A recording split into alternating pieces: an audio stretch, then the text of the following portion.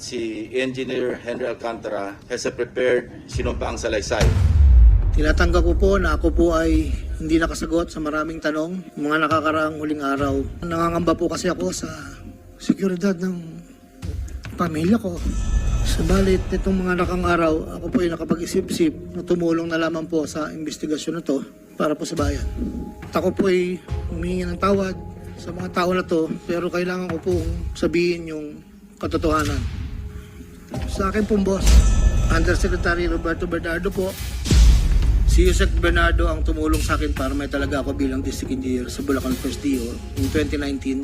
Sa taong 2022, ang kabuuan ng mga proyektong naibaba ni Yusek Bernardo sa aking DO ay nagkakahalaga ng 350 million.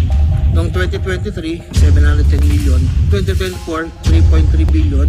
Ayon kay Yusek Bernardo, ang GAA insertions noong 2024 na magkakahalaga ng 300 million na para kay Senator Bong Revilla na noon ay kumandidato bilang senador para sa 2025. Ang total po ay 300 million po.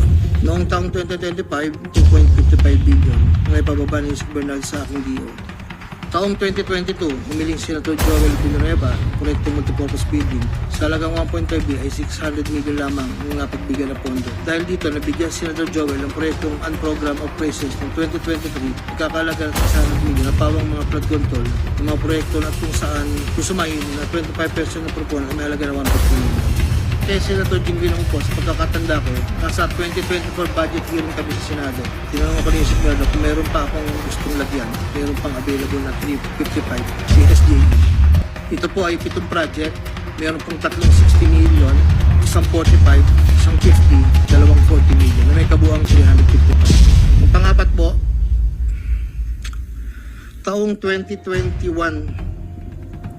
nakilala ko po si Congressman Saldico.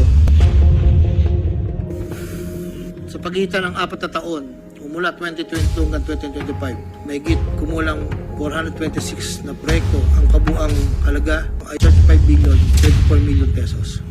Sa taong 2022, 519 million. 2023, 5 billion 790.